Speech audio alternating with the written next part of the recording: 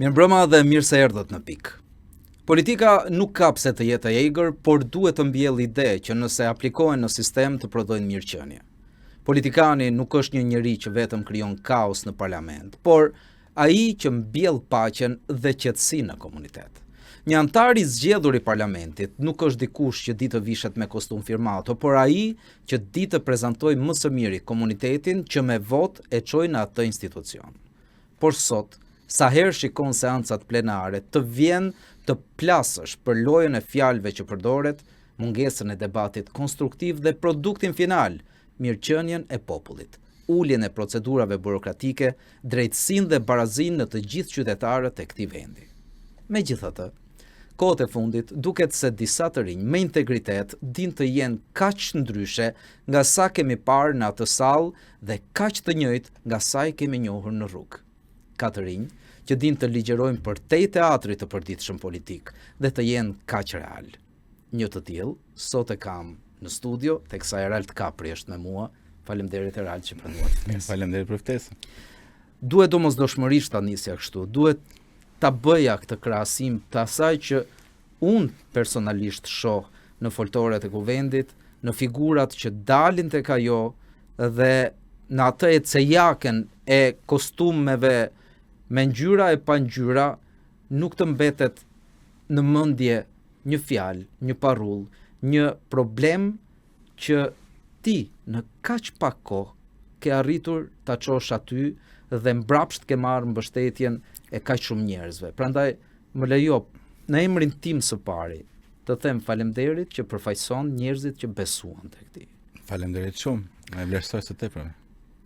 Ne të dy jemi njohur shumë herët. Bëhet fjalë, në mos gabohem, këtu e në 2003 apo jo.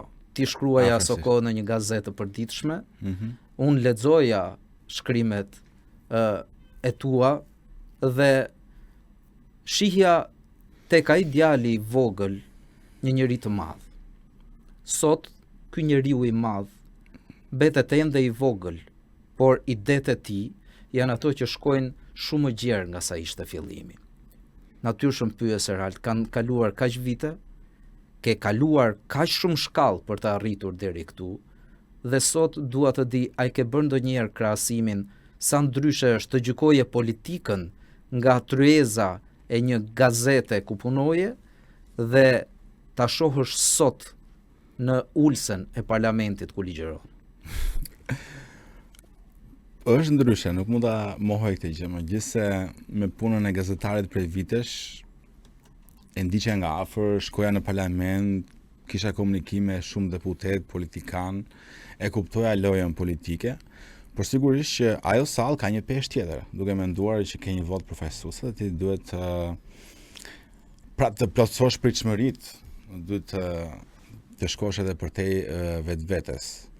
Por mendoj që do të ti je dëshmitar për këtë gjë, dhe diku, që pavarësisht peshës së kostumit përfaqësues, jam menduar të qëndroj vetvetja, të qëndroj bindjeve të mia, ato që kam, të besoj që ka një Shqipëri tjetër, që kërkon një ndryshim real, që pavarësisht presionit që mund të kesh e mund të ndjesh, sërish të vazhdosh në rrugën tënde.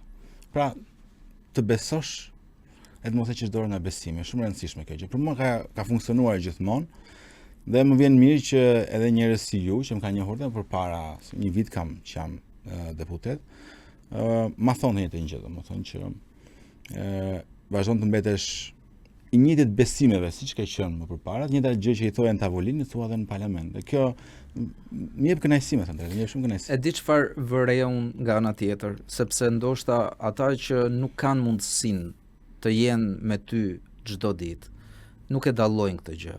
Por unë kur shoh Eraldin me një palë kpucë që janë të përdorura, automatikisht shoh një njeri që ka bërë shumë rrugë. Pra, nuk shoh një djalë të ri që shkoi në parlament, ka mundësinë të ndërrojë kostumet, ka mundësi të ketë një makinë, pse jo, të re, sikurse të gjithë kolegët e tij, por shoh një njeri që vazhdon edhe ecën. ecën çdo ditë në Tiranë, ecën çdo ditë aty ku është problemi, dhe problemit i referohem këtu edhe pikave strategjike të debateve prej nga ku ngrihesh edhe politikisht, sikurse ishte Rjolli apo edhe Zvërneci, dhe shoh çdo ditë që bën ecejake në bulevard. Por në bulevard, ndryshe nga sa komentohet tek ndonjë keqdashës në rrjetet sociale, Eraldi nuk ka me vete një grupim fotografësh, njerëzish të rinj që i shkojnë nga mbrapa që të duket sikur është i mbështetur, por shkon aty dhe gjen mbështetës. Realisht të them, më pëlqen kjo gjë që nuk i ke humbur vlerat e tua. Por me çfarë kostoje? Kosto është e madhe, ti e kupton dhe vetë, je pjesë e medias, e cila për shkak të raportimit, lidhjeve, kontakteve, kupton si atë që del në ekran, po si ajo që nuk është në ekran. Pra kuptojmë se çfarë përmban bota e nëndheshme e vendit tonë me atë paksa del që është si maja e icebergut.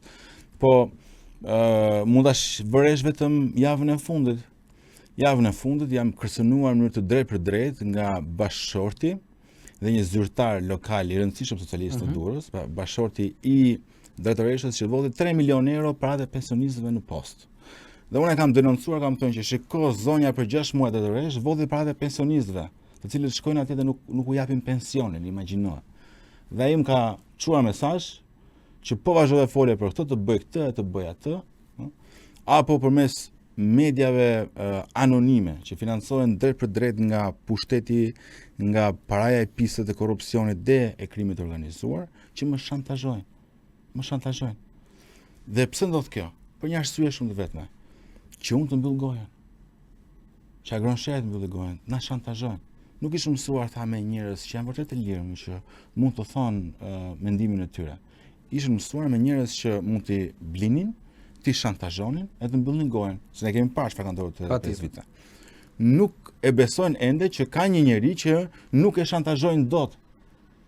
Që i shkojnë dhe i përmendin familjar, e gjithçka, ma kanë bërë në parlament. Ma ka bërë tavlan balla.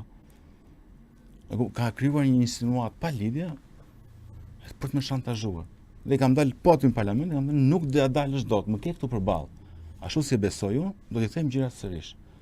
Dhe kjo është kostoja, sigurisht që mund ta marrësh me mend, por e kam bërë të llogaritë me veten, e dija që do vinte kjo gjë, pra kjo lloj përplasje. Por jam i qetë me veten time. Në kuptimin përveç shantazheve, tyre kërcënimeve, që kur ja thash një ish kandidati për deputet të Partisë Socialiste, a do doni të ishit sot në rolin e drejtoreshës së zyrës së postës në Durrës, që shantazhon Erald Kaprin, më tha nuk besoj se duhet më krahasosh mua me një person të tillë. Pra, as ndër ata që mund ta mbrojnë deri diku nuk është e pranueshme ky version. Në Shqipërinë tonë shantazhe, kërcënime, deri ku edhe marrje jete tek tuk kanë qenë të pranishme në gazeta, në televizionet, ku mund të thuhet e vërteta, dhe ne kemi normalizuar këtë gjë. Por ai normalizon dot sot në ulsen e kuvendit, kur ke përpara ligje që janë në kurrizë të qytetarëve, në kurrizë të një komuniteti, nuk ka pse të jenë të gjithëve, që të shesë shpirtin në këmbim të mirëqenies? Tani, në këto 9 muaj parlament, besoj që ne kemi treguar këtë anën tjetër, që ti mund të rezistosh edhe si një ishullët. Dhe aty ku ke pa mundur të ndryshosh gjërat, minimale që mund të bësh është të ngresh zërin, dhe ne këtë kemi bërë. Është shumë e rëndësishme në shoqëri si jona të ngresh zërin, sepse u jep kurajo njerëzve. Njerëzit e kuptojnë që si deputet në opozitë nuk e gjëra në dorë, por aman ata kuptojnë një gjë tjetër, që ti mund të ngresh zërin, mund të flasësh për ta, për gjëra që ata nuk i thonë dot në publik, se mund të kenë frikë, kanë arsye. Por ti si deputet që ke një imunitet, që ke një kamër përballë, mund të thuash. Ne kemi thënë këto gjëra. Përmendë rastin e Rjollit. Kemi qenë të vetmi që kemi shkuar atje, prej muajsh. Me kërcënime, me shantazhe, me gjithçka tjetër, edhe publike. Ai tipi që ka qenë ish drejtor hipoteke, që ka vjedh tokën atje, më ka shkruar direkt në Facebook, më koment. Kërcënim. publikisht. Unë në Facebookun tim, në koment. Pra, kur gjendesh përballë kësaj, sigurisht që bën dhe pyeten që a ja vlen, por ne kemi besuar që po, dhe koha na ka dhënë të drejtë. Po pse kemi bërë të gjë? Edhe për një arsye tjetër, sepse kemi besuar që ka një Shqipëri tjetër.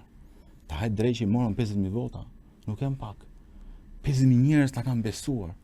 Do t'ja kthesh këtë besim mbrapsht aty. Patjetër. Do t'ja kthesh. Sidomos kemi marrë në Tiranë 24.000 vota. Në zonën më të iluminuar, pra më të lirë të Shqipërisë. Na ka votuar shtresa e mesme, njerëzit që kanë dalë vetë që duan vërtet një ndryshim. Ne nuk mund ta thyem të besim. Kemi qëndruar fort. Më sa kemi mundur. Dhe jemi përballë me një shantazh. Unë jam përjashtuar nga parlamenti. Patjetër. Agroni është përjashtuar për 150 ditë, sepse kemi pasur guximin të vëmë përballë Edi Ramës atje. Nuk vjen kryeministri në parlament, nuk bën detyrën kushtetuese. Kemi vajtur te përballë, kemi ndesur telefonin dhe kemi thënë do japësh dorëheqjen apo jo. Pse s'e jep dorëheqjen? Pse s'përballesh me protestën? Dhe vetëm për kaq na kanë shantazhuar, na kanë bërë gjithçka tjetër. Madje kemi marrë vesh që kanë caktuar në Partinë Socialiste koordinator të fshet për të përballur me ne, me rritjen tonë elektorale. Nuk po bën çdo presion të mundshëm për të ndalur këtë besueshmëri që kemi marrë te njerëzit. Ciklopit të patronazhimit. Po patjetër, pa llogaritur pastaj tek të afërm e familjarë që ndjen ata presionin, se nuk është thjesht familja e vogël, por shkon edhe për te. Por ne po vazhdojmë dhe në një farë mënyre kur shoh të rritje besimi, kur shohim atë protestë jashtëzakonshme për gati 90 ditësh tani nuk mund të rish negligent. Po ja që ka nga ata që rrin, por do dal pak më vonë tek ata që rrin. Përveç shantazhit, a kanë tentuar t'ju blejnë? Në forma ndryshme patjetër. Patjetër, sepse ka diçka tjetër që momentin që një nisin akuzat, shantazhet, pastaj ata mendojnë që në momentin që ky do heshti, gjejmë edhe forma të tjera. E qartë. Por kuptohet që shantazhi dhe presioni janë ato format e fundit dhe do vazhdojnë më tej, për të jemi të bindur, sepse dhe ne kemi informacion se çfarë po përgatisin e si duan ta kanalizojnë, ashtu siç edhe ne po përgatisim tonat, sepse ne nuk po e lëm në heshtje këtë gjë. Nuk është se u kërcënuam dhe heshtëm. Ne kemi çuar shumë larg ato kërcënime. Po, por keni marrë edhe përjashtime 60 ditore që nuk janë pak. Po patjetër, që në thelb shumë kohë dhe një mbyllje goje për aq kohë, në kupton ecjen përpara. Por nuk do ja dalin dot. Thjesht do na ndryshojnë ne strategjinë se si do veprojmë më tej. Parlamenti është një instrument shumë i rëndësishëm, është një platformë shumë e rëndësishme që e kemi përdorur maksimalisht, por do përdorim edhe gjithçka tjetër. E qartë. Domethënë, ka diçka. Nuk do ja dalin dot me censurën. Nuk do ja dalin dot. Se dakord, na mbyllin mediat, na mbyllin parlamentin, na shantazhojnë, na kërcënojnë, por rrjetet sociale dhe njerëzit nuk i mbyllin dot. Miliona shikime, mira ndjekës nuk i ndalin dot. Edhe ai komunikim që kemi me mira njerëz çdo ditë në inboxet e tyre nuk e ndalin dot. Edhe kjo na e fuqi dhe ne, sigurisht, na jep zemër që të vazhdojmë përpara. E qartë. Ral, përmende pak rjollin dhe në media kryesisht sociale u fol aso kohë për një formë publiciteti që zgjodhi mundësia për të bërë mbështetës. Po. Unë pyes sot, pse shkuat në rjoll?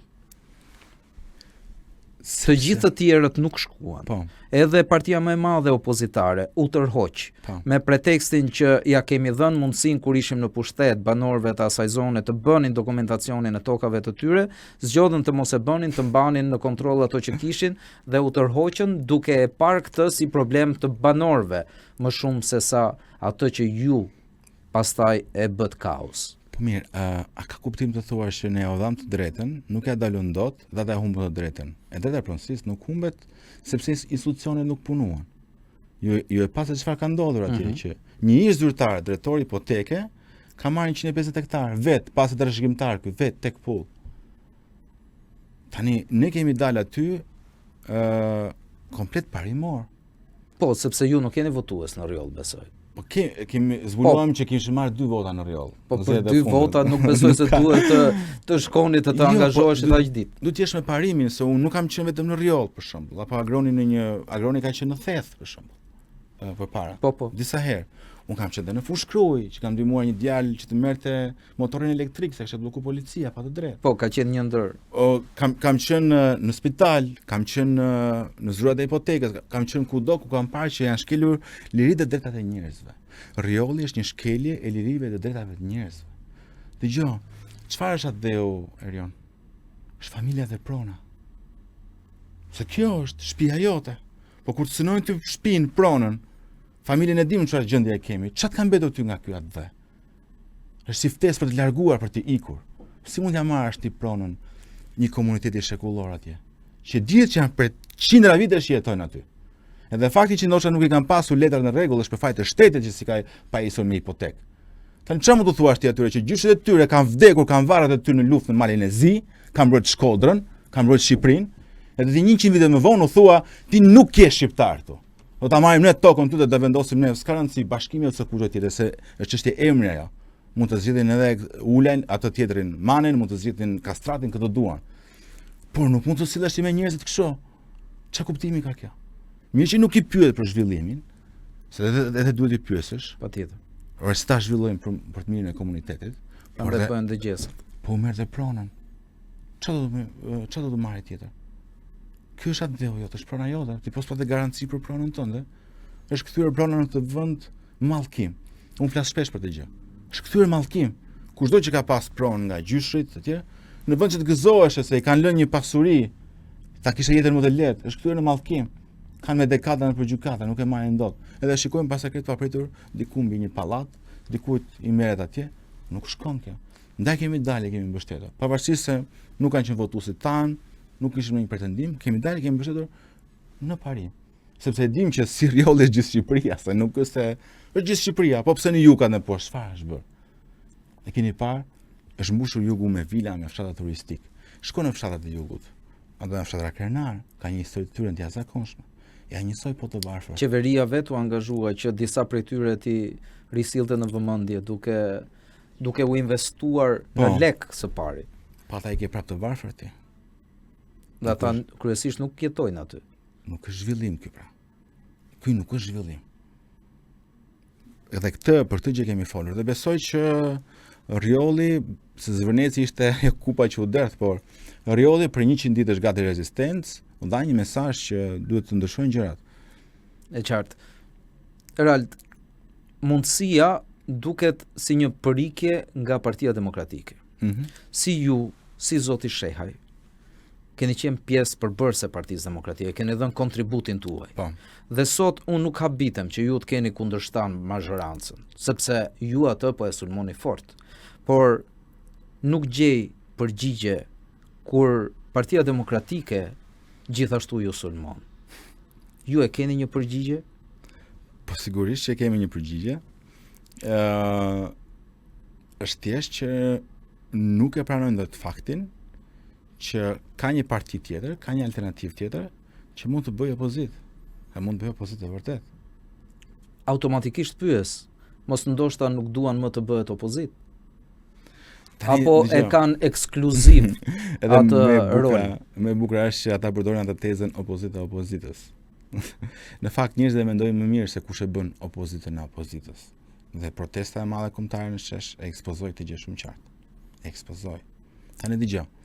Ka një problem të madh në Partinë Demokratike, duhet ta pohojmë këtë gjë. Cila është? Po është mandatin e 4 të opozitës. Dhe PD-ja është një parti pushteti.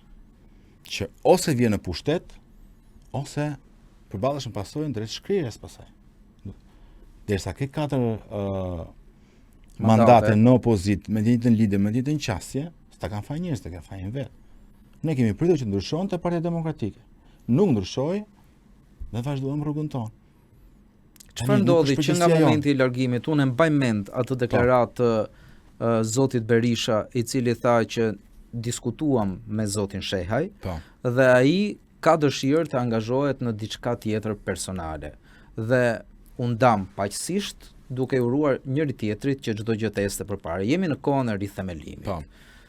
Ama nuk vonoi shumë dhe 2 muaj më pas, zoti Shehaj u akuzua po nga Berisha që kishte vjedhur databazën e antarësisë së Partisë Demokratike dhe madje po tentonte që t'i bënte ata për vete. Kë doni të bënit për vete më shumë? Kjo histori e bukur. Tani dëgjoj. Pas rithemelimit, u fol shumë për një mundësi për një ndryshim të Partisë Demokratike. Dhe me zgjedhjet lokale të 2023 u pa që kjo nuk ishte e mundur. Nuk ishte e mundur.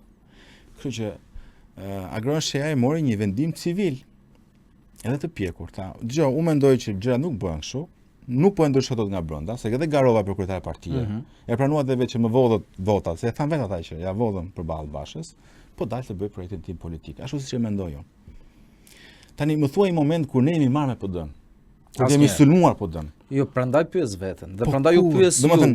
Si e keni ndier ju këtë sulm? Po pikërisht, sepse e kuptojmë që ata e kanë humbur rrugën, e kanë humbur misionin dhe duan të mbajnë atë pak gjë që kanë. Opozita. Nuk duan ta humbin atë. Opozita në kupton vetëm ulset në parlament? Ato janë thelbësore, sepse aty është pesha politike. Por tani pyetja ime është edhe për gjithë demokratët është ç'a kuptimi ka që ti të vazhdosh të jesh opozit formale, kur vit pas vitit ti thjesht ul numrin e deputetëve dhe ulet pesha jote politike. Unë thash, PD-ja ka ekzistuar si forcë ndryshimi, që ose vjen në pushtet të ndryshon, dhe nëse s'vjen, do të shkresh, të ndryshosh. A di çfarë thon disa prej demokratëve, se ju besoj e dini që un kam kontakte si demokrat ashtu edhe socialist. Jo, më fal që po ndërhyj. Patjetër. Për parantezë, përmend databazën. E kemi sqaruar, po do ta them edhe një herë. Përsëritja është më e dijes. PD-ja nuk ka pas kur për databazë antarësh. Po kur? Po çfarë ishin 75.000 antarët e zotit Basha? Po e them unë. Ka pas thjesht lista hiqe ver të rrëmujshme, edhe fal punës së zotit Shehaj në PD, PD-ja pati për të parë një databazë, disi të rregullt. Edhe kur Berisha nisi rithemelimin, dhe s'kishte as të dhënë, e kupton? Ka marrë pikërisht të databazë. Pra, ja kërkoi zotit Shehaj besoj. Po pikërisht. Pra Berisha pas ka vjedhur databazën e zotit Basha. Pra, ata nuk e kishin diçka që vetë zoti Shehaj ishte investuar brenda që PD-ja ta kishte. Edhe kur Berisha nisi betejën, i takonte ta kishte. I takonte sepse fundit ti do të kontaktosh antarët e Partisë Demokratike dhe e mori ta kishte. Tani për çfarë na akuzonte ai për diçka që e kishte bërë vetë i parë. Po ja kishte mundsuar ne aty. Prandaj po them, dhe njerëzit sigurisht që nuk i besonin këtu, por gjithsesi kaloi. Demokratët dhe persona me pesh, më lejoni mos ta them emrin, emrat. Okej. Saktësisht. Janë ata që më kanë thënë se Agron Shehaj dhe Partia Mundësia është thjesht një instrument i Edi Ramës për të dobësuar Sali Berishën, meqense me ardhjen e tij në krye të Partisë Demokratike, fitoria dukej më reale. Tani unë them të kundërtën. Unë po them që Sali Berisha është instrumenti i Edi Ramës për të qëndruar gjithmonë në pushtet. Tani hajde peshojmë faktet. Çfarë po ndodh? Kemi ne përgjegjësi me 2 mandate apo ka përgjegjësi PD-ja me 50 mandate që nuk po bën dot një rotacion? E mbështesin tek fakti se ju merrni kryesisht vota të djathta. Po fal, po vota nuk është monopol. Vota është besimi. Kur ti ke humbur besimin e njerëzve, ti a ke në një mea culpa apo jo? Ka në një mea culpa këta që i kanë lënë për 4 mandatesh demokratët rrugëve? Me sa duket e kanë bërë për sa kohë që garojnë të vetëm për kreun. Mirë, le të vazhdojmë. Por që ti biesh muri gjithmonë me kokë, një të vend, nuk do të thotë që ke të drejtë. Politika është çështje besimi. Nëse ti e humbet besimin, mos kërko përgjegjësi diku tjetër. Se çfarë presin ata që këta vetëm të gabojnë? Të lëmë të Ramën në pushtet, të mos ndryshojnë vetë që të fitojnë besimin e njerëzve që të rrezojnë Edi Ramën, edhe ja vetëm fajin tjerëve. Kjo është tipike mundësi që ka ardhur nga koha e diktaturës. Është e njëjta gjë. Megjithatë, po prapë ne po rrim larg, nuk është se na bën përshtypje, e kemi pritur. E kuptoj. Por thjesht do doja qëndrimin tuaj në lidhje me këtë. Përveç politikës, edhe në studio televizive analistët, qoftë njërës palë, qoftë palës tjetër, po tentojnë gjithmonë më shumë të mbajnë larg partitë e vogla, partitë e reja, versionin e ri. Po. Duke listuar një sër arsyesh pse. Mungesën e ekspertëve, mungesën e logjistikës, mungesën e kredibilitetit e shumë çka. Në të vërtet, cili është misioni juaj? Deri ku tentoni të arrini? Sepse jeni përballë dy ujqërve të mëdhenj apo jo? E kemi thënë publikisht, kemi ambicie. Duke sikur kemi hyrë detit me këmbë, por koha po na jep të drejtë. Kemi më pak se 2 vite që jemi themeluar si parti politike dhe mendojmë që me kaq perë sa kemi, po lëm shenjë. Dhe të ëndërrosh nuk është e gabuar dhe e pamundur. Dhe nëse pyetja jote është që ku doni të shkoni, po them të gjë. Ne do shkojmë drejt kandidaturës agronshet për kryeministër të vendit. Kaq e thjeshtë është. Nuk kemi ne për pazare politike. E kemi parë çfarë kanë bërë të 35 vite. Nuk po funksionon, nuk do funksionoj. Kemi marrë një rrugtim tjetër. Po ndërtojmë alternativë tjetër, çështje tjetër, model tjetër dhe po shikojmë që po jep rezultat. Sigurisht do kohën e vet, ëh. Patjetër. Do kohën e vet.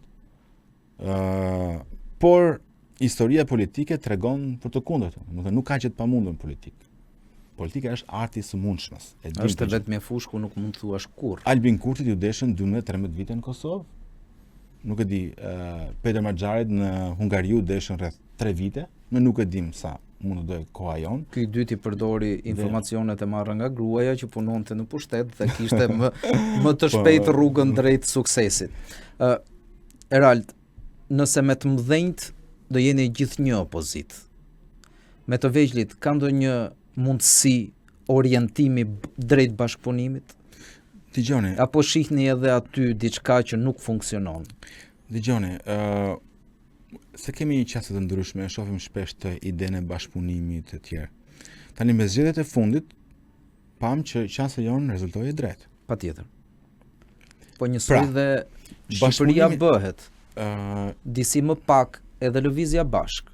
Po dakord, por të treja në parlament. Tani, nëse do unifikoheshim rreth tezë dhe idesë me lista jo të hapura të mbyllura, sot vërtet mund ishin 10 deputet partive të reja në parlament. Po do ishin teza dhe halla të gjitha.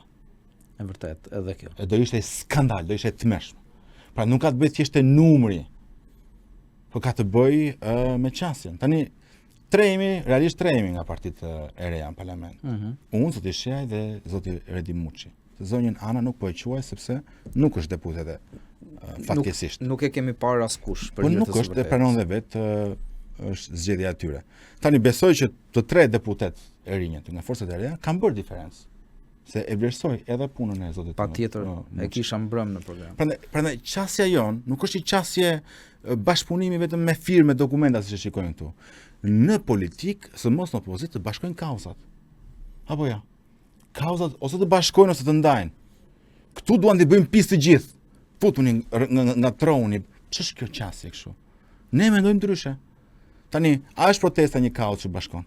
Patjetër. Po unë shikoj antarët e lëvizjes bashkë. Për ditë aty, ashtu që jemi dhe ne për ditë aty. Jemi të gjithë bashkë në shesh. Jemi bashkë pra në të qasje. Nuk kemi nënshkruar për koalicion, se s'ka nevojë. Kauzat të bashkojnë. Të bën bashkë. Sigurisht na ndajnë qasjet qoftë ideologjike, qoftë programore, qoftë vizioni jon për bërjen e gjërave. Sigurisht, nëse jemi dakord me mënyrën se si propozon Alin Çorri zhvillimin e Shqipërisë, ne kemi qasje tjetër. Por kur bën opozit, që ke kauzat përbashkëta, unifikohesh edhe mund ta bashkosh qëndrimin, nuk ka asnjë gjë të keqe. Po, përballë paketës së maleve apo propozimeve të tjera mund të mbani të njëjtin qëndrim. Domethënë edhe unifikojmë qëndrimet tona, ndoshta edhe aktivitetin parlamentar për të arritur një qëllim që i shërben vendit dhe shoqërisë. Por nuk kemi për të bërë koalicione harakiri. Nuk shkon koalicioni jonë me Qonin. Ashtu që nuk shkon edhe me zotin Llapa. E i mendojmë ndryshe gjërat. Pastaj e rëndësishme është fitonja besimin e njerëzve. Ç'është kjo? Pas ke marrë një deputetet mendosh tani që të bësh pazare politike, nuk shkon kjo. Duhet vazhdosh rrugtimin tënd. E mora si referencë, por zoti Kurti si e pati suksesin në Kosovë. Duke bërë pazare politike, apo duke qëndruar, unë jam sigurisht besoj në të vështirësitë e veta sot, sepse pas 4 palë zgjedhjeve të fituara ende nuk mund të krijojë dot asgjë. Jo, po them sa kohë ishte në opozit, nuk po llogaris pjesën e pushtetit se është çështje tjetër. Por po them që konsistenca e tij ishte pjesa kryesore e fitimit të besimit të njerëzve, nuk bëri pazare politike. Qëndroi, rezistoi. Është shumë e rëndësishme kjo.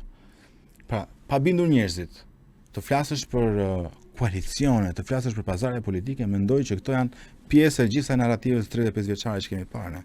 E qartë. Kjo narrativ vazhdon. Po. Por ju e përmendni shpesh herë protestën. Dhe unë e pohoj. Ju jeni partia që keni marrë më tepër mbështetje nga protesta në bulevard. A jeni ju ndër organizatorët e saj? Ja ç'kuptim organizator.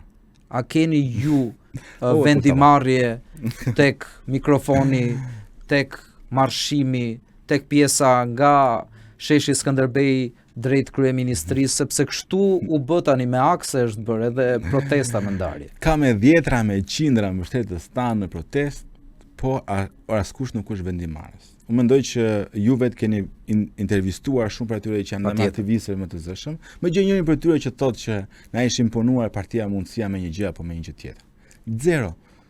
Zero. Nëse ditë e para që ishte masive dhe flisin me dhjetra njerëz, ka pas dhe mbështetësit tanë, mbështetës, antar partie që kanë folur, tani jo, nuk ka nevojë. Ne shikojmë përtej atij mikrofoni apo mënyrës organizimit aty, por ne është rëndësishme të jesh prezent aty. Ta respektosh të gjë. Dhe kemi shkuar vërtet si qytetar, kemi qëndruar atje me orë të tëra dhe në asnjë mënyrë nuk kemi tentuar apo ta kapim apo sepse ne kemi kuptuar të gjë. Kushdo që të tentoj ta kapi apo t'i veshi një leadership protestës, aty mund të marrë fund protesta. E qartë. Se i pritet koka. Protesta ka një tjetër pikë përpara parlamentit. Po. Unë do doja ndjesin tuaj kur të gjithë deputetët socialist e demokrat përvidheshin cepave e skutave për të dalë dhe ju kalonit përpara turmës pa ju cënuar asgjë. Çfarë ndjenit në ato momente? Me të drejtën një buzëqeshur kam qenë gjithë kohës. Madje qeshja edhe në parlament ku dëgjoja kolegët që e cilësonin si një akt terrorist goditjen e vezës. Edhe unë që u thosha, po dalem me qemi të pika si subi, u thota groni. E dini u thosha, e kam thënë parlament që mbretja anglis është shëlluar me vezë, Macroni është shëlluar me vezë, politikan pa fund në perëndim. Kam buzëqeshur, e kanë kuptuar që është një simbolik politike, është akt civil, merreni mushtruar. Tani më fal, ju nuk e kuptoni revoltën atyre njerëzve që kanë 35 vjet që shtypen, dhe ju shqetësuat se u prish kostumi nga një kokërves. Domethënë ata nuk kanë as pak reflektim se po ndodh ajo, edhe ankohen për vezë. Dhe edhe e kam parë me të stend. Përveç mbështetjes që keni marrë nga protesta, çfarë mendoni ju se ka prodhuar ajo? Ndërgjegje qytetare. Ne kemi parë shumë anketa. Për shembull, afërsisht 90% e shqiptarëve janë pro protestës. E kjo është gjë e madhe shumë. Të majtë të Për herë të parë. Po. Pra e kuptojnë kauzën e protestës. Protesta kanë nxitur diskutimin mes njerëzve, pra atë ndërgjegjen. Sidomos atyre që janë të majtë, që votojnë majtas për qeverinë në mënyrë të verbër. Që fillojnë edhe lindin dyshimin dhe thonë, ore, a do ndryshojmë ne apo jo? Se s'mund të jemi në një qasjen të mbajmë liderin më të mirë mes këqinjve. Sepse ju e kuptoni që Rama tani thotë që të gjithë janë të korruptuar, unë më pak e korruptuar do të vazhdoj unë. Është e keqja më e vogël. Se po i ka unë vjen Saliu thotë. Pra jeton me këtë narrativ. Edhe njerëzit po bëjnë pikërisht po mendojnë për diçka ndryshe. Dhe kjo është jashtëzakonshme. Sepse nëse ne nuk rrisim ndërgjegjen qytetare dhe politike të njerëzit, nuk mund të kemi nëse qeverisje të mirë. Edhe një gjë tjetër që ka fituar protesta, mendoj unë që është jashtëzakonshme, që përveç se po ndërton Shqipërinë në dekadave të ardhshme, po hiqe këtë pjesën optimiste, është tjetra që kushdo kryeminist të jetë nesër, do matet mirë për çfarë lloj vendimarrje që të marrë, sepse e di që do mbushët bulevardin nesër. Pse ai protestë e bravo Afrikën. Shumë e rëndësishme kjo gjë. Dhe më beson mua që për një politikan nuk ka të merr më të madh se sa turma përballë zyrës vet. Shumë kanë parë te parlamenti. Unë shikoja vërtet që ishin të shqetësuar ata deputetë që duhet ishin të shqetësuar. Ishin të shqetësuar kur shikonin turmën aty dhe është për të shqetësuar, kuptimin që kur të mblidhen njerëzit edhe. Prandaj duhet matesh mirë me vendimin dhe me pasojat pasaj më pas. Kështu që kjo është fitore e madhe e protestës. Kthehem sërish tek ju. Tani që zbuloni se sa keq është të ulesh në ulsen e parlamentit, ndryshe nga rehatia që mund të kishit në çdo sektor tjetër ku do kishit zgjedhur që të punonit, të angazhoheshit. a jeni gati për një mandat të radhës, apo më mirë të promovoni disa figura të tjera dhe të jeni në background? Nuk e shikoj kuptimin me një lloj afati. Për shembull, ky 4 vjeçar do të mendoj, sigurisht besoj që do kërkoj të rizgjidhe. Dhe do jemi në kushtet si forcë politike që besoj do kemi shumë deputet të rinj. Dhe mendoj që dhe uroj që të arrija të fas që të shikoj shumë të rinj të tjerë, them që unë kam qenë nga fillimi këtu. Edhe jeni dhe ju këtu shtuar mes nesh. Jam i bindur që Partia Mundësia në zgjedhjet e tjera kurdo që qofshin, do ketë një numër të shumëfisht deputetësh. Apo përgatiteni për lokalet? Patjetër që po. Ne jemi gjithmonë në punë, në kuptimin që mbajmë kontaktet, po lëvizim dhe i presim zgjedhjet me kënaqësi. Në fakt, ndoshta jemi forca vetëm politike që e shijojmë fushatën shumë. Kur dy të mëdhenj të zihen për numrin e bashkive që do ketë reforma e re, nëse më mirë fare me këtë gjë. Juve nuk ju intereson sa do të jetë numri? Sepse kjo është një qasje komplet nihiliste, njerëzve nuk më mendoni se hyn në xhep njerëzve sa dhe numri i bashkive. Jo, u preken shumë shërbime, ndoshta disa fshatrave të thella për të flasin. Jo, kjo reformë reformë nuk intereson ajo pjesë. Ta shpjegoj me 30 sekonda. Kjo reformë është vazhdimsi 30 minuta në 20 30 sekonda mjaftojnë. Kjo është vazhdimsi e reformës së 2015-s. Pra, Rama i zvogloi bashkit që ta ketë më thjesht politikisht i fitoj ato dhe bëri hartën siç deshi vet, sepse di që përmes pushtetit lokal, se ishte Bashkinë e Tiranës dikur, mund të fitoj vota më shumë. Dhe kjo ndodhi. Qose dikur kishte 360 komuna dhe 60 bashki me 20.000 të punësuar, sot kemi 61 bashki me 40.000 të punësuar. Pra dyfishoi nga kjo. Ndryshoi gjë në shërbimet bashkiake? Jo, sepse nuk u ndryshua as buxheti, as ligji për këtë gjë. Kështu që më rëndësishëm sa harta, diskutimi do të ishte çfarë kompetencash reale do të kenë bashkit dhe çfarë parash mundësisht do kenë. Ka marrë zjarr fikset në dispozicion. Pika, e parë të vjetra fare dhe nuk e di kush. Dhe bashkit në Shqipëri kanë 3-5 herë më pak para se bashkit në Bashkimin Evropian. Dhe kjo do të ishte diskutimi, jo harta. Po doja do me 100 bashki se mendon se fiton diçka më tepër. Deri në 110. Okej, po s'ka rëndësi. Po se ja thot, hajde ulim edhe sa ta kemi më të lehtë, vrasim mundin më pak thotë Edi Rama. Mos lodhemi shumë tani, sa të merrem me ishkrim bashkit bashkë, sa të gjet 3 kryetarë gjë njërin edhe bie rehat. Pra, është ajo, kjo është mentaliteti i autokratit që sa vjen edhe e konsolidon ose centralizon më shumë pushtetin. Nuk do të lodhet Edi Rama, më do thjesht ta thjeshtëzoj rreth më pak emra më shumë. Tani që jeni politik aktive. Po.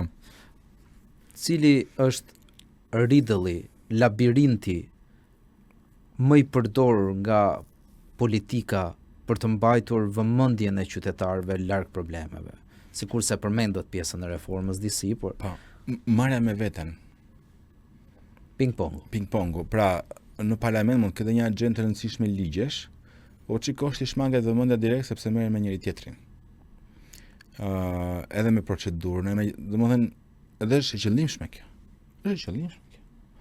Dele thua tjetër ti përfshiri krimet organizuar, ti që luan kazino, ti që ke vrarë Shqipërinë, dhe sigurisht që kjo do marrë edhe vëmendjen e medias, do mandi edhe i mban të dyja polet që aktuale PD-s PS-s me në kadar me njëri tjetër. Dhe po çikosh të kanë bërë të 35 vite. Pra nuk është debat politik ideor, është debat me njëri tjetrin. Ne edhe janë të njëjtët personazhe. Ne kemi një elit politike që nga 90-ta nuk ka asnjë vend tjetër, se dhe Rama dhe Berisha nga 90-ta të dy. Nuk e gjen diku në lindje këtë gjë. Nuk e gjen dot. Pas kemi qenë një vend i çuditshëm që një në 40 vjet ndrojmë liderat, e kupton? Nuk edhe protesta po i shqetëson shumë. Dhe kjo është ajo që më ka bërë përshtypje në parlament. Sepse e vija re domethënë që kur hapesh diskutimi për një gjë, për një temë të rëndësishme, edhe prisja që të ndryhej për në një ide aty, mua aty prishej. Dhe ishte i qëllimshme, pra për të mos folur për atë problematikë, se të dyja kanë probleme, merren me një gjë tjetër dhe kaq. Faleminderit Ralka për që ishit sot këtu. Mua më vjen mirë që shoh ende të njëjtin djalosh student që punonte për të bërë jetesën në Tiranë, edhe sot e kësaj dite që jetesën mund ta kishte më të mirë, jo shumë herë më të mirë se sa pjesa dërmuese. Faleminderit që jeni ende njëri. Vlerësoj shumë dhe ftesën edhe suksese. Faleminderit shumë. Për protestën do të flasim pas pak. Kemi marrë 2 element me zërave të evidentueshëm mes të rinjve për bërës të saj. Na ndiqni.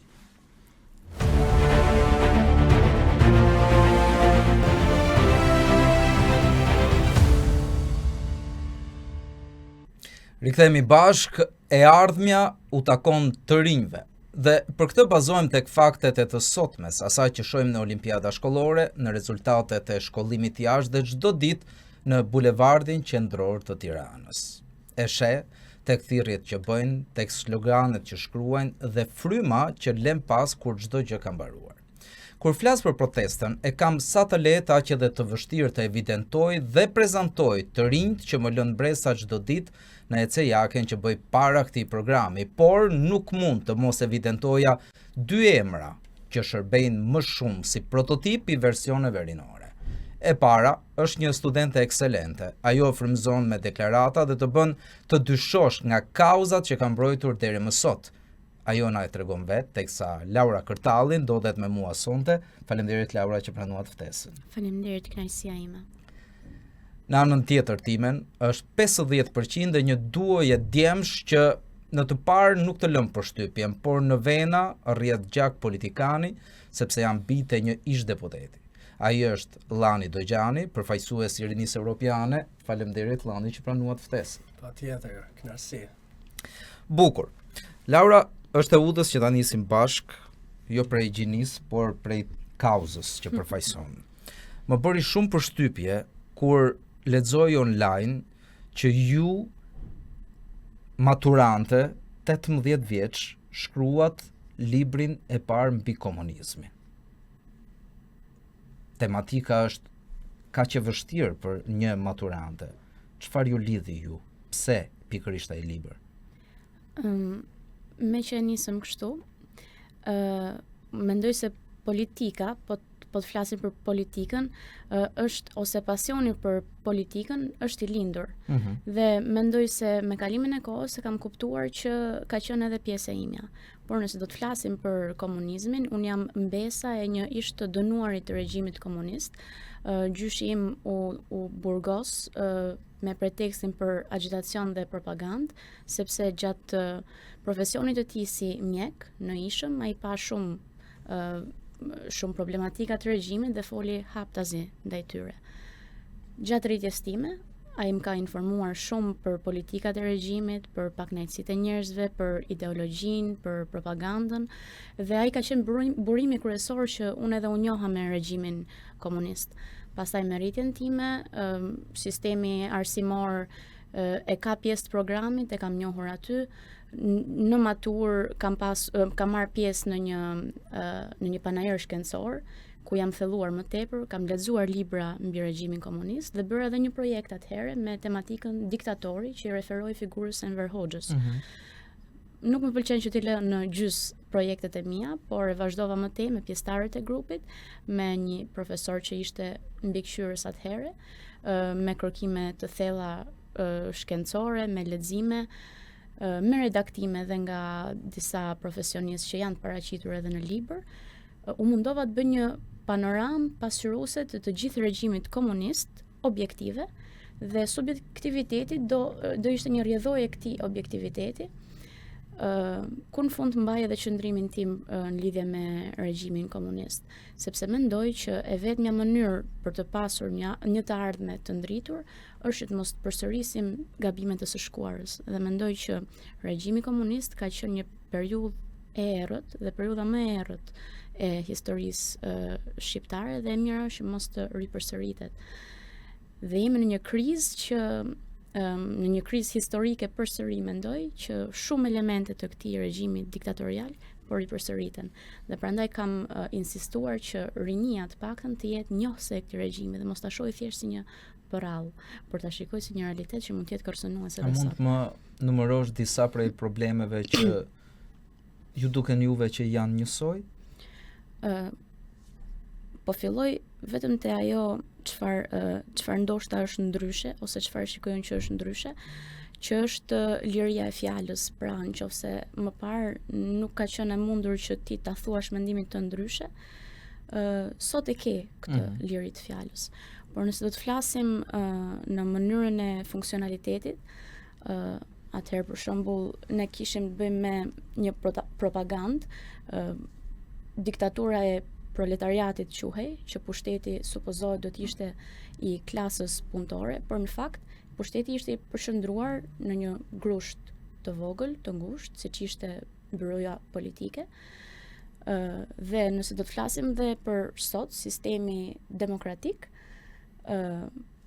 duhet jetë demokraci pra që përfaqësohet nga vetë populli, por në fakt është krejt e kundërta, sepse vendimarrja që bëhet sot në Shqipëri merret nga një grup njerëzish të ndarë ndoshta në mënyrë të propaganduar me parti të kundërta politike, por populli nuk ka të drejtë në vendimarrje. E qartë, dhe ju shihni një paralele mes byrosë atëhershme politike dhe atyre që sot janë investitor strategjik që janë afër kryeministrit. Pra, po të shohësh në këtë këndvështrim, e para është shteti, e dyta është biznesi që imponohet shtetit. Patjetër që mund të themi që ka një bashkëpunim edhe në këtë aspekt, por nëse do të flasim te pjesa e ruajtjes ose e paraqitjes së pushtetit, unë do fokusohesha tek ata që përfaqësojnë popullin dhe ata që marrin vendime për popullin, që mund të flasim për parlamentin dhe për kryeministrin.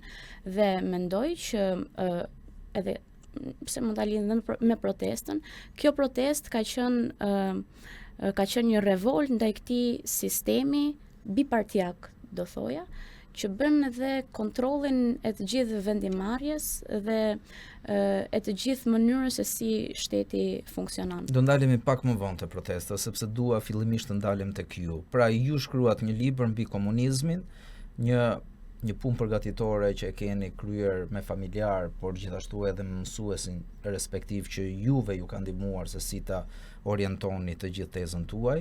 Si u prit ai libër? Një e re 18 vjeçare që shkruan për komunizm. Me shumë skepticizëm do thoja, ndoshta edhe nga vetë familjarët e mi, sepse mosha e re normalisht bën të mendosh që përderisa dhe nuk e ke jetuar. Jo, natyrshëm dikush do mendojë ç'lidhje ka kjo me komunizmin. Po, prandaj nuk është se mund të them që ishte një analizë e mirëfillt e regjimit, sepse normalisht kërkon edhe një pjekuri shumë të madhe, por ishte një përpjekje shumë e realizuar e asaj që unë doja të arrisja, që ishte një pasqyrim objektiv i regjimit komunist, në mënyrë që rinia ta kuptojë se si ka funksionuar dhe ta ketë një njohuri të vlefshme për të kuptuar dhe realitetin e sotëm. E qartë. Ju pastaj fillua të merreshit me aktivizëm. Keni marrë pjesë në protestat të tjera më përpara? Kam qenë ndjekse, kam shkuar, por nuk kam qenë kam shkuar më tepër për të parë dinamikën e protestave, por kjo është e vetmja protestë që unë kam gjetur veten 100% që të E qartë. Në cilat kauza kanë qenë të prirura ato protesta? Të gjitha pakënaqësitë qytetare ose pakënaqësitë, nëse ka pasur një pakënaqësi që mund të kenë qenë të organizuara dhe ka pasur organizator, domethënë. Dua ta di, domethënë, a mund të ma thuash në cilën protestë ke marrë pjesë më herët? Ka qenë protesta studentore që unë kam qenë e vogël, por kam ndjekur me një grup familjar që kam qenë prezente, ndërsa të tjerë thjesht i kam mbështetur në rrjetet sociale. E qartë. Ju jeni praktikuese fesë muslimane gjithashtu. Ju ka penguar kjo gjë? Ju ka paragjykuar teksa ju shohin në bulevard? As pak, në asnjë dimension dhe në asnjë mënyrë nuk ka qenë pengesë feja islame dhe pjesë e komunitetit të gjerë musliman, që unë të jem pjesëtare e protestës, por gjithashtu edhe protagoniste e saj, duke shprehur mendimin tim të lirë aty. Domethënë, nëse po flasim sa i përket bashkësisë së popullit shqiptar, pastaj mënyra të ndryshme që të fusnin elementin e islamofobisë dhe ta përdornin për pengesë ka pasur, por jo se kjo është një reflektuese e realitetit të shoqërisë shqiptare ose si jam ndjeru në tërësi në protest. E qartë, ju ndjeshit keq kur nga goja e kryeministrit përmendeshin teza armiq populli që ndoshta ju etiketonin edhe juve sikurse motrat apo vëllezërit të tuaj besimtarë të pranishëm aty? Patjetër që ndjehesh keq, por nga ana tjetër nuk jam as pak e habitur, sepse është një mënyrë që mund të përdoret për të sulmuar çdo komunitet ose çdo individ i cili i del kundër regjimit.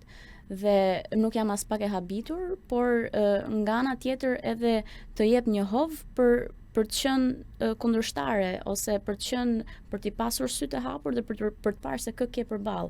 Dhe ata dita ditës tregojnë se janë me të vërtet pjesë e këtij regjimi komunist modern. Një prej taktikave të cilit është edhe goditja e armiqve të popullit ose e kundërshtarëve që janë kundra ideologjisë së tyre, dhe kjo është një taktikë e përdorur nga kryeministri. Atëherë ka qenë lufta e klasave, pra që goditej çdo individ që kishte një mendim tjetër, dhe me sa duket klasa duke e paralizuar atëherë muslimanëve shqetëson goxha kryeministrin dhe thjesht kanë ndjekur një taktikë të tillë, nuk më habit, nuk më shqetëson, por që jemi koshient që ekziston. E qartë. Javën e kaluar ndërkohë, u rikthye sërish në vëmendje krijimi i shtetit Bektashi. Bektashizmi mbetet një derivat i islamit, por praktikojnë gati të njëjtat rite, kanë të njëjtin Zot, i referohen të njëjtit shkrim të shenjtë. Ju keni një opinion në lidhje me krijimin e një shteti të tillë, çfarë do të thonte për besimtarët? Po. Patjetër që kam një opinion. Unë jam kundra, kategorikisht kundra krijimit të këtij shteti Bektashi. Toleranca fetare është faktike në Shqipëri, por jemi në një situatë ku me të paktën se si e shikoj unë, interesi kombëtar këtu përdoret si mall për pazare politike, por në të vërtet duhet të jetë pjesë përbërëse e politikave të kombit shqiptar për të ruajtur sovranitetin e tij. Dhe mendoj që një shtet brenda shtetit në këtë situatë është cënuese e sovranitetit dhe nuk paraqet tolerancën fetare, sepse me këtë teori çdo grupacion fetar duhet kishte një shtet më vete dhe nuk është e udhës për ruajtjen e sovranitetit ton kombëtar, sidomos kur iniciohet në një situatë politike e cila ose iniciohet nga njerëz që marrin përsipër politikën që janë të paqëndrueshëm dhe nuk e shikojmë nëse janë me të vërtet pro interesit kombëtar apo jo. Është shumë veprimtari e çuditshme për momentin dhe jam shumë skeptike ndaj kësaj dhe nuk ka pasur edhe një mbështetje nga vetë komuniteti bektashian. Dhe intuita më lën mendoj që ka një sër prapavije të frikshme që mund të jetë qoftë edhe për ndoshta një strehim politik apo ndoshta një parajsë fiskale, domethënë kam një sër mendimesh se cila mund të jetë prapavija, por në asnjë moment ajo çfarë propagandohet. E qartë. Llani, kthehem tek ju. Ky është Novka, epiteti që keni zgjedhur t'ju njohin apo i fshiheni një të vërtetë më të madhe? Dëgjoj, është një shkurtim i emrit tim, Aslan. Por në të njëjtën kohë unë me qenë se kam lind në Amerikë është dhe emri im i dytë, Llani. Kam Aslan, Llani, Doxhani. E qartë. Por ju jeni një ndër dy djemtë e Aslan Doxhanit. Po. Politikanit. Po. Ju keni ardhur nga Amerika për të vazhduar atë që babai nisi? Unë kam ardhur nga Amerika për të jetuar në vendin tim, sepse vendi im është Shqipëria. Dhe nuk do doja t'ikja kur nga Shqipëria. Do doja të jetoj këtu. Por Llani, ju e shihni se sa dëshirë të madhe kanë shqiptarët, aq më tepër mushatarët tuaj, që të lënë Shqipërinë për një jetë në Amerikë, sepse mbetet gjithmonë si toka e premtuar moderne. Po, erën ke drejt, shumë shokët mi, shumë miqtë mi, shumë kushrit mi, kanë ikur, e shofim tek shoqëria jonë. Besoj se dhe ti dhe Laura ju kanë ikur disa persona që kanë ikë të jetojnë në Angli, në Gjermani, në gjithë botën perëndimore. Tashi, unë zgjedh këtu të jetoj në Shqipëri sepse njerëzit, shqiptarët, kanë lënë gjak për këtë tokën këtu. Gjyshi im, stërgjyshi im dhe me radhë kanë lënë gjak të luftuar në Kukës kundër serbit etj. Dhe prandaj jetoj këtu, se kam lidhje me tokën time. E qartë. Dhe unë duke parë aktivitetin tuaj në Instagram, më bëri shumë përshtypje. Ju jeni 2 vëllezër dhe ju aktivitetin e zhvilloni bashkarisht. Pse kjo ide? Vllai im nuk ka njëri më të afërt një jetë se sa vllai jot. Dhe ky është mesazhi më i mirë që mund t'jap njëri sot. Do më thonë unë shoh njerëz që kanë edhe jo po vllai e kështu e kam probleme me vllain. Kurse vllai im është shoku im i ngushtë, nuk kam njëri më të afër se sa vllai dhe motra.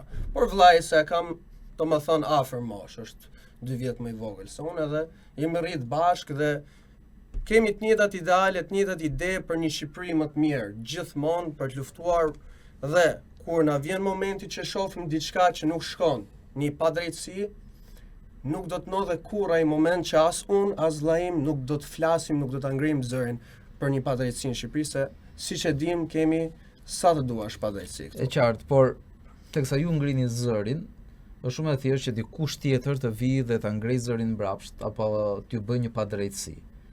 Ju çfarë do bëni? Do merrni pasaportën amerikane dhe të ktheheni mbrapsht apo do luftoni këtu deri në fund? Dëgjoj, unë kam provu personalisht Amerikën. E kam provu, kam jetu, kam njerëz të mi atje dhe si përfundim isha në një dilemë, të vit jetoj në Amerikë apo në Shqipëri. Dhe në fund, unë zgjodha të jetoj në Shqipëri sepse më lidh shpirti me këtë vend, më lidh zemra, më lidh familja, lidhe me tokën etj. Dhe unë dhe vllai im ne kemi bërë këtë zgjedhje për shkak të këtyre idealëve që kemi. Sa kohë keni ju në Shqipëri? Dëgjoj, unë jam rritur përgjithsisht në Shqipëri, por pa dhe një moment 2024 që jetova gati 1 vit në Amerikë. Dhe aty ishte koha zgjedhjes, do të vazhdoja ta kryej shkollën atje apo ta kryej këtu. Gjithsesi unë shkollën atje po e bëj, po e bëj nga këtu. Ndodh edhe kjo me të rinjtë të sotëm, që ne nuk e kishim luksin kur ishim në shkollë të bënim diçka të tillë. Ju dhe politika. Unë dhe politika. Dëgjoj, unë kam qenë shumë i lidhur gjithmonë me politikën dhe mendoj se çdo kush duhet të jetë i lidhur me politikën sepse politika ka në dorë jetën tonë. Taksat, shërbimet, etj. Se si e jetojmë neve jetën, gjithçka ndikohet në politikë. Nëse juve nuk jeni të interesuar në politikë, nuk e di se për çfarë jeni të interesuar. Me pa filma, me dal me boxhiro, të lutem tash. Ndodh edhe kjo, ka TikTok, Instagram, ka plot versione për të humbur kohën. Big Brother etj. Që janë këto se nuk i dim vet, po personalisht politika dhe më vjen nga familja, të 2 prindrit janë marrë gjithmonë me politikë dhe unë personalisht jam rrit në një shtëpi që kam dëgjuar për politikë dhe kam mësuar dhe nga prindit, po dhe në një mënyrë të pavarur. Sepse jo vetëm me politikat shqiptare, patjetër sepse dhe bota dhe Amerika më lidh me politikën e gjithë këtyre vendeve, por kryesisht me Shqipërinë. Sepse Shqipëria ka kalu faza të vështira politike ku e drejta më e vogla nuk mund të merret këtu. Një gjyq për shembull të shkon 20 vite. Drejtësia e vonuar është drejtësia e mohuar, kështu që ne kemi shumë problematika me politikën këtu, dhe nëse neve si rini nuk qohemi për të korrigjuar disa probleme, shumë probleme këtu, jemi të vdekur si kom. E qartë, Llandi, por baba juaj nuk ju a ka thënë që edhe me politikë nuk zgjidhen të gjitha gjërat në Shqipëri? E vërtet është që ne i dim se si zgjidhem gjysmat e problemeve këtu në Shqipëri, e dim se korrupsioni është integruar në çdo qelizë, çdo pjesë të shoqërisë. Për një shërbim, për spital, për polician nëse ndalon, për një leje, për çdo gjë, për burg. Neve sot ka denigruar shoqëria shqiptare që ti mund të zgjidhësh çdo problem kur ti je në gabim për shembull, ke bërë një padrejtësi dhe mund ta zgjidhësh me lek. Dhe unë personalisht i dal totalisht kundër kësaj gjëje. Prandaj rri dhe mundohem të përmirësojmë politikën e vendit që ai njeriu i thjesht që nuk ka lek dhe nuk ka një mik të marrë drejtësi dhe shërbim të njëjtë si ai person me lek dhe me atë fuqinë e padëshiruar që ka. Baba juaj ka qenë është në logon e Partisë Demokratike. Po. Ju keni tentuar aty? Personalisht unë kam qenë i përfshirë me babain tim, gjithmonë me babain tim. Nuk është se jam marrë ndonjëherë personalisht tek partia, thjesht kam suportuar babain tim dhe idealet konservatore. Sot, kur jeni në bulevard dhe protestoni, e gjeni veten afër Partisë Demokratike? Unë personalisht, kur dal në protest, e gjej veten afër protestës. Dhe me njerëzit që shoh aty, me fytyrat që janë aty, me idetë që janë aty, me çfarë flasim, me çfarë diskutojmë, pothuajse 99% kohës unë gjej veten aty dhe gjej disa njerëz që duan një Shqipëri më të mirë, duan një të ardhme për Shqipërinë më të mirë, që neve si të rinj të jetojmë këtu, të shkollohemi këtu, të krijojmë një jetë dhe të krijojmë një familje këtu. Prandaj e shoh veten me protestuesit, me protestën, me persona që janë në opozitë të kësaj qeverie dhe të kësaj sistemi përgjithsisht. E qartë. Si u gjetët ju në protest? Dhe e keni ndjekur nga fillimi atë? Po, dëgjoj, rastësisht me datë 26 maj po kaloj tek sheshi Skënderbej. Dhe shoh një grumbull njerëz, 40-50 persona, nuk e di. Shkoj aty edhe po shoh që ka disa pankarta në lidhje me Nartën, me Zvërnesin, me Sazanin, ishim tek Ministria e Mjedisit. Dhe bëra një video e postova, duke thënë sepse e kuptova se çfarë ishte duke protestuar aty, thash Shqipëria Vlora i përket shqiptarëve, Shqipëria e shqiptarëve. Dhe si video eci shumë edhe takova disa persona aty, pyeta se çfarë po ndodh, pash dhe Arben Kolën që ne e dim se kush është. Dhe aty ishte për mua dita e parë në lidhje me Zvërnecin. Pastaj kur ndodhi dita e parë tamam të protestës, unë isha duke ndejt dhe më thot vllai që shive ka një protestë sepse u bë dhuna në Zvërnec dhe ne ishim shumë shqetësuar nga një gjë e tillë, besoj se ishin gjithë sepse ishte diçka e jashtëzakonisht e tmeshme. Dhe më thot vllai, ore, pas ka protestë sepse unë nuk e kuptova, mediat nuk po e jepshin asnjë gjë. Nëpërmjet TikTokut, rastësisht në rrjetet sociale, shef vllai një person që thot pas ka protestë tek drejtoria policie. I hypi biçikletës dhe shkoi aty, nuk i kapi te drejtoria, po i kapi ke sheshi. Dhe shkova aty, ishte një energjia jashtëzakonshme, njerëz, parrulla, domethënë kam qenë i habitur sepse nuk mendova se do vishin aq shumë njerëz atë ditën e parë. Dhe mbasi ndodhi ajo, unë edhe vllai që ishim bashkë aty, e pam si një mundësi shumë të mirë sepse çën ditën e parë e pam se kjo protestë është ndryshe nga çdo protestë e kaluar në Shqipëri. Kishte një diçka ndryshe. Ju keni qenë te protestat e Partisë Demokratike? Unë kam qenë tek çdo protestë të mundshëm, nga çdo njeri të mundshëm. Kush dallimi mes atyre protestave dhe asaj që bëhet tani në bulevard? Dëgjoj, dallimet kanë, për shembull, patjetër që neve s'kemi pa kurrë në Shqipëri një protestë kaq të gjatë, 87 ditë rrjeshtas që protestohet. Unë për veten nuk kam pa kurrë. Dhe një moment tjetër, kur ka ardhur diaspora herën e parë, personalisht nuk kisha pa kurrë kaq shumë njerëz në jetën time, jam habit totalisht. Ishte e jashtëzakonshme si protestë dhe totalisht nuk e mendova se do ndodhte një gjë e tillë kaq të mirë për Shqipërinë. E qartë. Dhe në protestat e Partisë Demokratike, ju e ndjet këtë frym, këtë prirje? Të them të drejtën, një ndryshim tjetër midis protestave ishte dhe që unë sot, për shembull, në fillimet, dhe sot gjithsesi shoh shumë rini tek protesta. Dhe unë kisha pa dhe njerëz që s'kisha pa kurrë nëpër protesta dhe kishin ardhur për të bërë për të marrë pjesë tek protesta dhe shumë rini dhe kjo më pëlqeu shumë. Energjia e rinisë është ajo që na duhet tek protesta sot, sepse rinia, studentët, këto kanë një të ardhme, duan një të ardhme këtu në Shqipëri. Dhe këto njerëz do të luftojnë aq më fort për ta siguruar një të ardhme më të mirë këtu. Dhe ajo më pëlqen shumë që kemi të reja tek protesta, gra, fëmijë, të moshuar, pak a shumë e gjithë demografia e mundshme është në ato protestë. E qartë. Laura, ju si u bët pjesë e këtij manifesti të madh? Unë u bëra pjesë nëpërmjet postimeve në rrjetet sociale. Pak e pa informuar për atë çfarë realisht po ndodhte, por duke u informuar nëpërmjet rrjeteve sociale, mblodha 2-3 miq të mi dhe thjesht kam qenë direkte në shesh bashkë me ta dhe pash që ishte një energji e jashtëzakonshme. Akoma nuk e dinim se ç'po ndodhte fiks, pyesnim njëri tjetrin, shihnim njerëz që protestonin. Në qendër ishte në fakt ngjarja që kishte ndodhur dhe në Zvërnec dhe kishte artikulime për anullimin e ligjit, sepse kështu nisi në fakt si pakënaqësi ndaj Zvërnecit.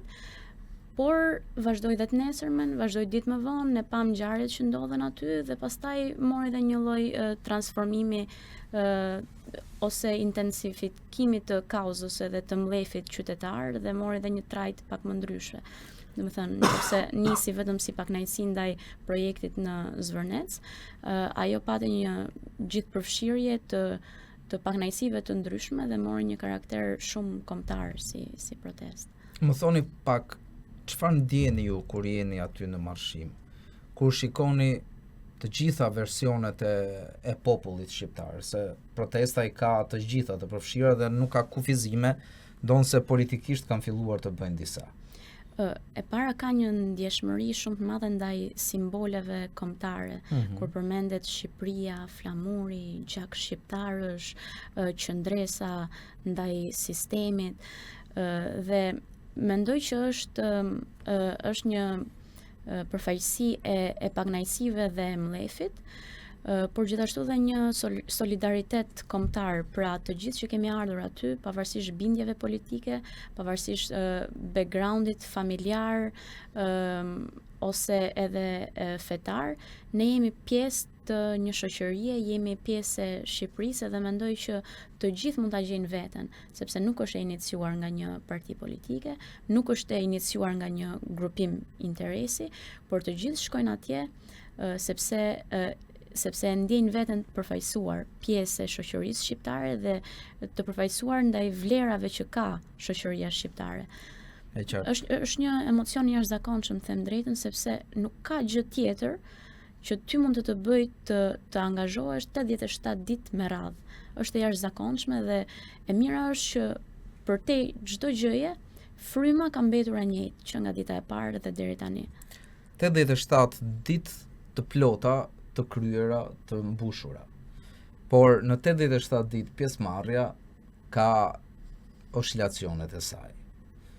A ndjeni keq ju Llani kur shihni në lokalin ngjitur përballë bulevardit moshatarët që rrinë të ulur konsumojnë një prej produkteve që ofron ai bar dhe nuk ju bashkohen në kauzë? Të them të drejtën, patjetër që nuk ndihem mirë kur shoh diçka të tillë.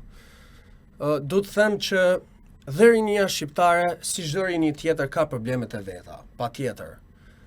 Sepse siç folëm çfarës, kemi probleme të instant dopamine, TikTok, Instagram, loto, kazino, alkool, drog, cigare, kafe.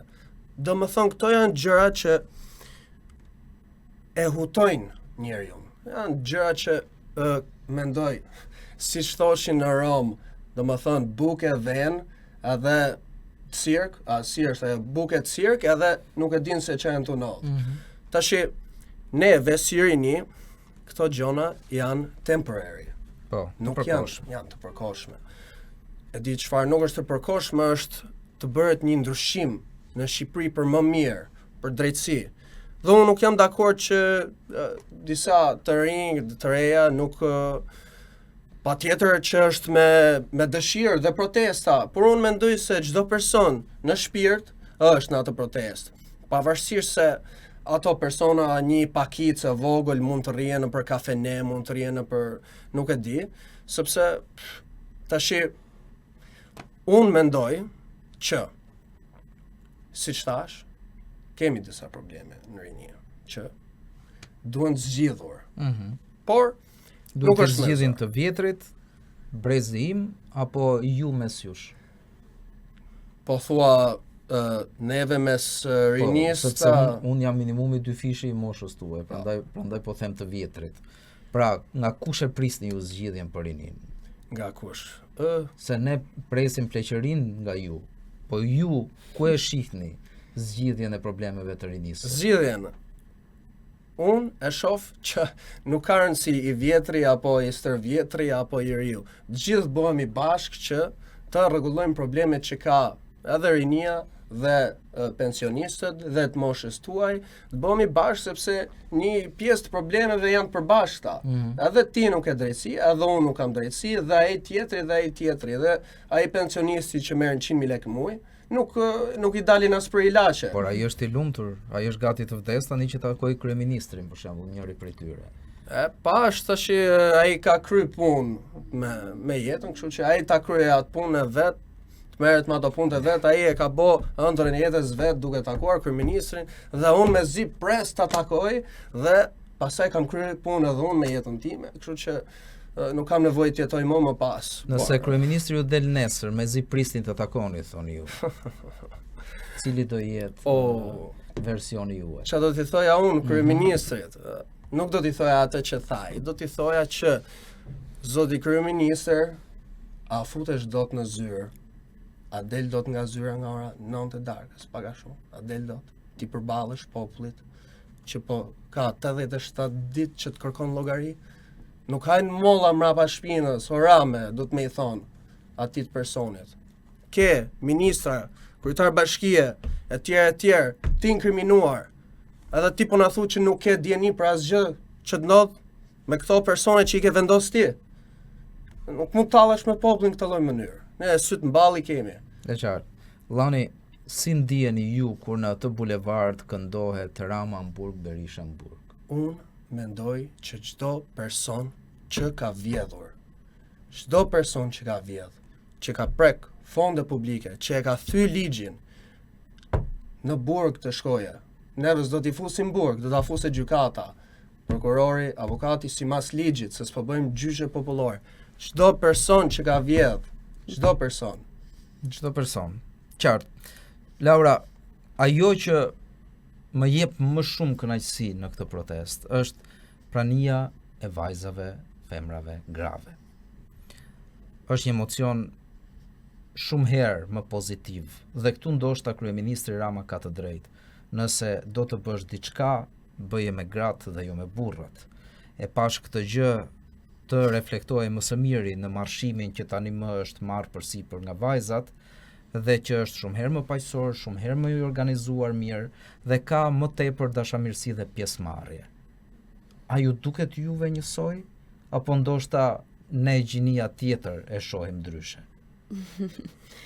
Kur ju gjinia tjetër e shihni ndryshe, domethënë kur ju e shikoni që është pozitive, ne shikojmë dy fish që është pozitive, sepse është e vërtetë që figura e femrës është më paqësore se e mashkullit, por gjithashtu tregon edhe një lloj emancipimi shoqëror në aspektin që ka një lloj përfaqësie dhe femra në jetë, pavarësisht se kjo është çështje e zgjidhur, por gjithsesi për t'i paraprirë edhe paragjykimit. Dhe mendoj që është gjë e mirë që femrat e kanë marrë në dorë deri diku marshimin dhe është gjë e mirë që përfaqësohet nga femrat, jo për të qenë drejtuese, po për të qenë pjesë se nuk është e thënë që duhet lënë patjetër në dorën e femrave përgjithsisht, por momentalisht është gjë shumë e mirë, sepse tregon që nuk është vetëm në dorën e meshkujve, është në dorën e femrave dhe është në dorën e shqiptarëve. Personalisht mendoj që është një gjë shumë e mirë dhe këtë mendim më mbështesin edhe faktet edhe ato çfarë njerëzit kanë menduar. Të gjithë e kanë mikpritur, të gjithë e kanë pëlqyer dhe marshimi ka marrë një lloj fryme tjetër, më pozitive, më të ngrohtë, më familjare dhe më miqësore. A ju bezdisin juve të pranishmëve dhe ndoshta kjo është pyetje për të dy, jo vetëm për ju. Çdo thashë them që del nga një burim i vërtet për përplasje grupesh, sulme grupesh, bërje piste emrave të caktuar në lidhje me X apo Y person që nuk është i dëshiruar në bulevard? E mira është se kjo protestë për 87 ditë, ata që kanë qenë nga dita e parë ose ata që kanë qenë të angazhuar, ka arritur të nxjerrë në pa fytyrat e vërteta të njerëzve. Dhe ne e njohim njëri tjetrin shumë mirë. Dhe mua nuk më shqetëson fare që në momentin që dikush bën diçka negative për protestën, kjo gjë të flitet dhe kjo gjë të bërtitet, sepse kjo nuk shkakton asnjë moment përçarje dhe çfarëdo lloj gjëje që të thuhet aty, çfarëdo lloj gjëje që të bëhet aty, nuk mund të shkaktoj përçarje, për të vetmen arsye se kjo protestë ka nisur dhe do vazhdojë dhe ka frymën kombëtare dhe nuk përçahet nga gjëra të tilla. Dhe unë mendoj që janë shumë pozitive sulmet kundrejt personave që shkaktojnë përçarje dhe mendoj që duhet vazhdojnë sulmat kundër këtyre personave që shkaktojnë përçarje, sepse të tjerët që janë për kauzën kombëtare kanë shumë të thjeshtë që të organizohen dhe janë organizuar. Thjesht duke parë gjendjen, ne kemi vendosur unanimisht që të lejojmë gjithë secilin të mendojë ose të vazhdojë tek taktikat e tij, se si mund funksionojnë në mënyrën më të mirë të mundshme protesta.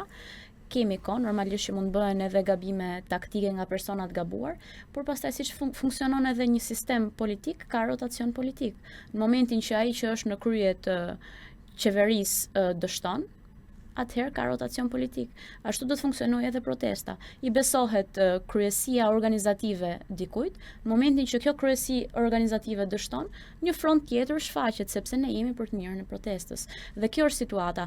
Por është pyetja paralele, si të thuash, a duhet ruajmë status quo, stabilitetin edhe në sistem, apo duhet bëjmë opozitën? Opozita duhet jetë patjetër dhe duhet jetë gjithmonë. Ashtu do të ndodhë edhe në protestë, por kjo nuk do të thotë që si në Shqipëri që ka njerëz që e duan Shqipërinë, edhe në protestë ka njerëz që e duan protestën. Dhe vetëm sepse ka disa të tjerë që shkaktojnë problematika, ne nuk do ta themi, ne do ta themi dhe do bëjmë opozitën. E thash për sa kohë që në pjesëmarrjen e turmë është e hapur ndaj të gjithëve, janë të gjitha versionet njerëzore të këtij populli. Vllani, juve ju shqetëson kjo gjë? Në një familje, se ne jemi një familje e madhe aty, do ketë disa probleme të vogla. Se në çdo familje ka, në familjen time, në familjen tënde, do ketë. Dhe vetmja mënyrë për ta zgjidhur këtë gjë është nëpërmjet dialogut, duke folë, duke diskutuar, dhe jo dikush është më lart se dikush tjetër. Ne gjithë pak a shumë jemi të njëjtë aty. Kemi dalë për të njëjtat kauza. Kemi dalë kundër kësaj qeverie, kundër kësaj sistemi, kundër korrupsionit dhe thashë themet unë mundom mos merrem fort me thashë theme me drama, sepse është dhimbje koke për mua. Por nuk do thotë që unë nuk do të përballem nëse disa persona në protestë mundohen me dashje pa dashje për ta përqar, për ta prish ose diçka tjetër. Nëse dikush në një mënyrë direkte, indirekte mundohet ta përçaje, ta prishe, të dukemi keq, atëherë do të përballemi dhe do të tregojmë që neve nuk jemi këtu për të marrë me njëri tjetrin. Jemi këtu për të marrë me kauzën që kemi ndërmarrë me këtë protestën. A keni fituar? A kemi fituar? Qa? Kauzën? Kauzën. Kauza është pjesë e protestës, domethënë neve e kemi kauzën tonë të gjithë në mendjen tonë dhe për atë kauzë kemi dalë. A do të fitohet kjo betejë kundër kësaj sistemi të kalbur dhe kësaj qeverie të kalbur? Patjetër që po. Diktatorët gjithmonë bin. Ashtu siç ngren bin, ka pas thënë Mahatma Gandhi, më duket. Dhe nuk është i përjetshëm as Edi Rama, as askushi. Dhe do të vijë një moment që këta kriminela, këta të korruptuarit do të binë dhe do të vim dikush tjetër më pak, do më thënë, më i mirë, etj, masi të zhdukim këtë lloj kalbësi nga Shqipëria, këto njerëz do të përballen me ligjin. Do të përballen me ligjin sepse nuk e kanë ndjekur atë ligj të shenjtë, atë kushtetut që kemi këtu në Shqipëri. E qartë. Laura, çfarë keni humbur në gjithë këto ditë pjesëmarrje në protestë? Ne kemi humbur shumë mundësi ku situata mund të ishte shfrytzuar në një mënyrë më të mirë, nëse po flas personalisht se si duhet të ishte protesta. Unë jam më tepër për vjueshmëri sesa për të qëndruar në një vend dhe për të ruajtur një stabilitet, sepse vetë revolta qytetare duhet të ketë një vjueshmëri dhe duhet të ketë një lëvizshmëri. Që më tepër unë shikoj këtë tek marshimi sesa të qëndruarit në shesh. Për shembull, po, e para njerë pjesa e të qëndruarit në shesh dhe pjesa e mikrofonit krijon një lloj stabiliteti të rrezikshëm, sepse në momentin që ai kontrollohet nga një grupim i caktuar, gjithashtu kontrollohet edhe mënyra se si do të vijojë protesta. Ndërsa nëse shumë gjëra i lejohen spontanitetit, ke shumë mundësi për të menduar, për të organizuar, për të shprehur atë revoltën qytetare, ndërsa një mënyrë tjetër është që ti të mos kesh mundësi edhe nëse dëshiron që ta shprehësh këtë revolt. Mendoj që siç edhe organizohen protestat në përbot, është pikë shumë strategjike, pjesa e mikrofonit dhe mund të jetë një pjesë e programit një herë në javë ose 2 herë në javë, kjo është një mendim i imi, por mënyra se si është zhvilluar është problematike dhe na ka humbur shumë mundësi të mira për shkallëzime, sepse numrat i kemi pasur, dëshira ka qenë, vazhdon që të jetë kauza, por nëse do të kish pasur një lloj plani veprimi më të mirë menduar, duke mos qenë shumë stabil dhe shumë statik, atëherë do kishim pas edhe më tepër rezultat në ato arritjet e protestës. Ka pasur një arritje në vetvete, që ka qenë jetëgjatësia, sepse kjo ta siguron jetëgjatësinë. Por nuk ka pasur një arritje te 5 kërkesat tona. Ne kemi pasur 5 kërkesa dhe nuk kemi arritur t'i realizojmë. Megjithatë, na ka arritur që ne të shikojmë fytyrat e vërteta të njerëzve, sepse stabiliteti të jep një mundësi qartësie. Por kemi mësuar që ka qenë dhe taktikisht e gabuar. Kështu që me shumë mundësi me ardhjen e shtatorit, kur numrat do të rriten, do të ndiqet një strategji tjetër, sepse është momenti që ne të ndryshojmë dhe taktikën, sepse dëshira është ky qëllimi i takimit tek amfiteatri që është njoftuar? E mira është që çdo takim ose çdo mendësi ose çdo plan veprimi të bëhet në mënyrë shumë organike nga sheshi dhe jo nga një grup i caktuar. Unë do flas personalisht, nuk jam shumë e informuar për këtë takim, të them të drejtën, dhe unë kam qenë që nga dita parë, unë i njoh të gjithë grupet aty dhe tani nuk e di se si ta them në një mënyrë tjetër, por nuk duhet vi në mënyrë kaq diskrete dhe të ndërprerë, duhet vi në mënyrë organike. Dhe mendoj që nuk do ketë asnjë lloj paqartësie, qoftë nga unë ose nga ata që janë shesh, kur ky propozim të vi, sepse do vi në mënyrë shumë organike.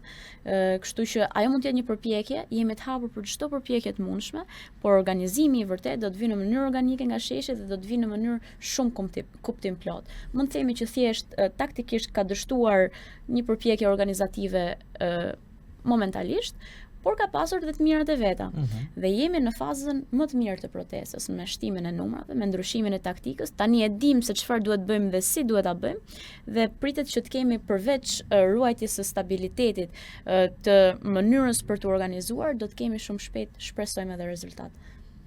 Duket qartazi që kjo protest ka mbjell në bulevardin kryesor të Tiranës mendjen dhe zemrën, ashtu sikurse inteligjencën dhe pathosin. Faleminderit Laura Kërtalli, faleminderit Llani Dogjani, ishte kënaqësi t'ju kisha dy të rinj, zëra të ndryshëm, me këndvështrime të njëjta deri diku, por me mënyra të ndryshme, që jeni pjesë e atij tubimi në bulevard dhe uroj që e ardhmja t'i takoj njerëzve që e duan Shqipërinë. Faleminderit edhe një herë. Faleminderit juve që na ndoqët, bashk shihemi nesër në të njëjtën orë. Natën e mirë.